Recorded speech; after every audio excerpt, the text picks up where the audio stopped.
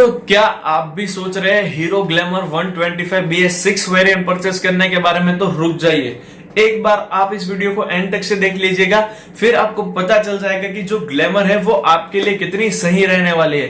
क्योंकि बिना देखे और बिना सोचे 80,000 90,000 खर्च करना जायज नहीं है। तो इस वीडियो को सिर्फ आपको एंड तक देखना है, और अगर आप इस चैनल पर नए हैं तो ऐसे और इंटरेस्टिंग वीडियो देखने के लिए चैनल सब्सक्राइब करना ना भूले। तो नमस्ते दोस्तों, मैं हूं आपका होस्ट साहिल और आप सभी का तहे दिल से स्वागत है मेरे चैनल एस्पिरिट टॉक्स में। अब ये सारी बकवास बंद करके वीडियो स्टार्ट करते हैं। तो अगर आप ग्लैमर परचेस करने के बारे में सोच रहे हो, यानी कि आप कंफर्म्ड हो कि आपको 125 सीसी सेगमेंट में ही जाना है, तो आज मैं आपको 5 ऐसा पॉइंट आउट बताने वाला हूं ग्लैमर के बारे में जो कि उसके पॉजिटिव है। यानी कि जो BS4 वाली ग्लैमर थी उसके मुकाबले आपको यहाँ पे ज्यादा मिलने वाले हैं, और जो इसके कॉम्पिटिटर्स है जैसे कि SP125, पल्सर 125, उससे ग्लैमर को बेटर बना देते हैं। तो पॉइंट नंबर फर्स्ट आ जाता है ना, वो हमारा आता है हीरो की इंजन रिलायबिलिटी। तो आप सभी देख लीजिए, जो पल्सर आती है उसका मेन कॉम्पिटिटर है ग्लैमर का, और उसके बाद आ जाती है SP125। तो पल्सर के ऊपर हम देखने जाए ना, तो आप सभी को पता है कि जो बजाज की बाइक होती है ना, वो एक टाइम बाद सर्टन अलग तरीके की आवाज निकालने लग जाता है उसके इंजन। यार मैंने पल्सर, मेरे अंकल ने यूज की थी, 4 या 5 सालों तक पल्सर चलाई थी, लेकिन थोड़े टाइम बाद उसके इंजन में से एक भद्दी सी अलग टाइप की आवाज आना शुरू हो जाता है। मैं यहाँ पे पल्सर 200 और NS 200 के बारे में बात नहीं कर रहा हूँ, मैं यहाँ पे 125 सीसी पल्सर और जो 150 सीसी में आती है उसके बारे में बात कर रहा हूँ, क्योंकि ग्लैमर की कंपैरिजन 125 के साथ ही होगी ना। तो पल्सर है और जो SP125 है उसके मुकाबले जो ग्लैमर है वहां पे आपको काफी ज्यादा रिफाइंड और एक लॉन्ग टाइम आपका साथ प्रोवाइड कर दे ऐसा इंजन प्रोवाइड कर दिया जाता है। यानी कि अगर आप लंबे टाइम तक कोई बाइक चलाने के, यानी कि आप लंबे टाइम तक यानी कि 10 या 15 साल तक ग्लैमर को अपने साथ रखने के बारे में सोच रहे हैं, तो आपका फैसला बिल्कुल ही सही है, क्योंकि ग्लैमर आपको लंबे टाइम तक आपका साथ जरूर से प्रोवाइड करके देगी। अब पॉइंट नंबर 2 आ जाता है, वो आ जाता है माइलेज, जो कि हर एक इंडियन कस्टमर की सबसे पहली नीड हो जाती है। क्योंकि माइलेज के बारे में हम बात करें तो SP125 की बात और जो पल्सर 125 है, वो दोनों माइलेज के मामले में बाइक बहुत कम है, और ये सीरियस बात है। जो SP125 है ना, वो आपको हाईवे पे 45 to 15 kmpl की माइलेज प्रोवाइड करवा के देती है। अगर आप 80 90 या फिर 40 to 50 यानी कि इकोनॉमी स्पीड भी अगर आप मेंटेन करके रखोगे, तो वहां पे ज्यादा से ज्यादा आपको 55 की माइलेज मिलेगी, उससे ज्यादा नहीं मिलने वाली।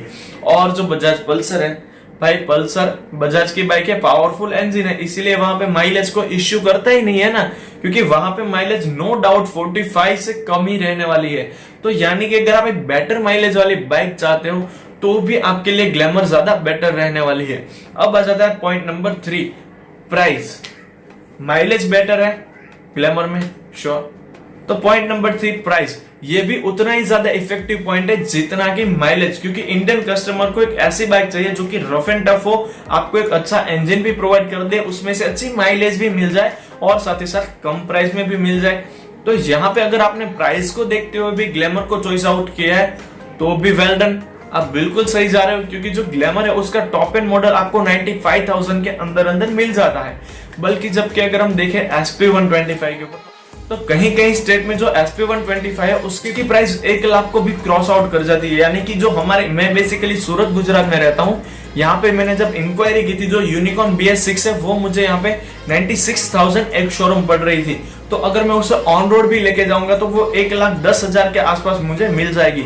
यूनिकॉर्न में 160 सीसी का इंजन आता है, और जो SP है वहां पे आपको 125 सीसी का, यानी कि 125 सीसी बाइक के लिए भी आपको 1,09,000 देने हैं। और जो होंडा यूनिकॉर्न है जो कि 160 सीसी इंजन वाली बाइक है, उसके लिए भी आपको उतनी प्राइस देनी है।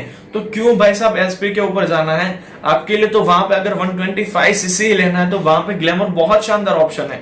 और जो बजाज की पल्सर है वो भी भाई साहब तकरीबन 1 लाख क्रॉस आउट करी जाती है, क्योंकि वो आसपास कहीं कहीं स्टेट में उसकी भी प्राइस 1,05,000 या 8,000 तक पहुंच जाती है।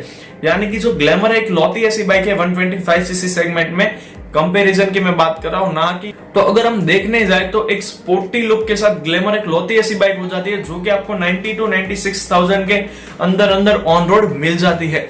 यानी कि प्राइस के मामले में भी ग्लैमर काफी ज्यादा शानदार रहती है। अब आ जाता है point number 5, riding quality. SP125 और पल्सर 125, आप इन दोनों की जो सीट्स है ना उसे चेक कर लीजिएगा और उसके बाद आप सीट चेक कर लीजिएगा ग्लैमर की सीट इन दोनों ही बाइक की सीट्स के मुकाबले काफी ज्यादा कुशनी है, यानी कि आपको एक सॉफ्टर राइडिंग के लिए ग्लैमर की सीट ज्यादा अच्छी अवेलेबिलिटी प्रोवाइड करवा के देती है। और अगर हम ओवरऑल खराब रास्तों पे और बाकी सारी राइडिंग क्वालिटी के पॉइंट्स को भी अगर हम ध्यान में रखते हैं ना, तो भी मुझे यहाँ पे लगता है कि ग्लैमर कहीं ना कहीं ज्यादा बेटर हो जाती है उसके कॉम्पिटिटर्स के मुकाबले। अब आप यहाँ पे एक चीज पे जरूर से ध्यान दीजिएगा, मैंने यहाँ पे शाइन और सुपर स्प्लेंडर को इसीलिए नहीं लिया क्योंकि वो एक जो 125cc segment no doubt belong करती है, लेकिन वो एक नीचे के स्टेप में आ जाती है उनकी प्राइस को देखते हुए, और उसके बाद यहाँ पे कॉम्पिटिशन में आ जाते हैं ग्लैमर SP125 और पल्सर 125। तो अब आ जाता है पॉइंट नंबर 5, और इसके बाद एक आपको बोनस टिप वाला पॉइंट भी मैं बताने वाला हूं कि क्यों आखिरकार आपको ग्लैमर परचेस करनी चाहिए। तो नंबर का पॉइंट आ जाता है ना, वो आ जाता है एडवांस टेक्नोलॉजी, क्योंकि आपको ग्लैमर में oxygen sensor, back angle sensor और इंस्टेंट पिकअप सेंसर और ऐसे 8 या 9 नए सेंसर आपको हीरो की ग्लैमर में एक्सचेंज टेक्नोलॉजी के तहत प्रोवाइड करवा दिए जाते हैं, जो कि आपको काफी अच्छी राइडिंग क्वालिटी भी प्रोवाइड करवा के देते हैं और आपकी बाइक के मेंटेन करने में भी काफी ज्यादा हेल्पफुल हो जाता है। तो अगर आप इन सेंसर्स यानी कि एक्सचेंज टेक्नोलॉजी के बारे में डिटेल में जानना चाहते हैं तो डिस्क्रिप्शन और आई बटन दोनों जगह पे लिंक है, आप वहां से मेरा दूसरा वीडियो जो मैंने उस पर बनाया था उसे चेकआउट कर सकते हैं। यानी कि इन कंपेयर टू SP125 और बजाज पल्सर, यहाँ पे ग्लैमर में आपको काफी ज्यादा अच्छे और एडवांस सेंसर सिस्टम अवेलेबल करवा दी जाती है। तो अब मैंने आपको बताया था हमारा लास्ट पॉइंट, मैंने बोला था बोनस पॉइंट मैं आपको बताने वाला हूं। तो बोनस पॉइंट यहाँ पे ये हो जाता है ट्रस्ट सबसे बड़ी चीज है, क्योंकि आप एक 125cc की बाइक ले रहे हैं, यानी कि आप 90,000 to 96,000 स्पेंड कर रहे हैं अपने, तो आपको कंपनी की तरफ से ट्रस्ट भी तो मिलना चाहिए ना। तो नो डाउट होंडा भी एक ट्रस्टेड कंपनी है और वो भी टेस्टेड और ट्रस्टेड दोनों ही है, लेकिन फिर भी हीरो ज्यादातर कस्टमर्स की फर्स्ट प्रायोरिटी रह जाती है। जैसे कि अगर हम कार्स के बारे में बात करें तो वहां पे मारुति सुजुकी हर एक उस पर्सन के लिए जो कि फर्स्ट टाइम कार परचेस कर रहा है तो पहली चॉइस हो जाती है मारुति सुजुकी की कार, कोई भी ज्यादातर ले लेता है। वैसे ही अगर हम बात करें तो जो हीरो कंपनी है उसके ज्यादातर कस्टमर फर्स्ट टाइम बायर हो जाते हैं, क्योंकि अगर पहली बार कोई भी बाइक परचेस करने के बारे में सोचता है तो वहां पे उन्हें बजट में अच्छी बाइक भी मिल जाती है, साथ ही साथ एक एवरेज निकाल के देने वाली बाइक, एक रिफाइंडेबल इंजन वाली बाइक और एडवांस टेक्नोलॉजी वाली बाइक आपको एक काफी ज्यादा अच्छे पैकेज में अवेलेबल करवा दी जाती है, और ये हीरो की हर एक बाइक और स्कूटर्स पे लागू हो जाता है। यानी कि आप अगर एक कंफर्टेबल और एक कन्वीनियंट यानी कि आपकी प्राइस को जस्टिस करवा दे वैसा पैकेज चाहते हैं तो वो भी आपको हीरो की हर एक बाइक और ग्लैमर में स्पेशली प्रोवाइड कर दिया जाता है। तो बस दोस्तों यही थी हमारी आज की वीडियो। आई होप कि आपको 5 पॉइंट समझ में आ गए होंगे, और अगर आप ऐसे ही और इंटरेस्टिंग वीडियो चाहते हैं तो, और साथ ही साथ मैं आपको एक बात बता दूं कि अगर आप एक कंपैरिजन वीडियो में चाहते हैं कि आप चाहते हैं मैं इन दोनों बाइक या फिर इन दोनों स्कूटर्स के ऊपर कंपैरिजन बताऊं, तो आप मुझे कमेंट में लिख के दे दीजिए, मैं पॉइंट को ध्यान में रखते हुए एक बार से जरूर से उसके ऊपर वीडियो बना दूंगा। तो बस दोस्तों यही थी हमारी आज की वीडियो। आई होप कि आपको वीडियो पसंद आए तो चैनल लाइक, शेयर और सब्सक्राइब करना ना भूले। तो thank you friends for watching this.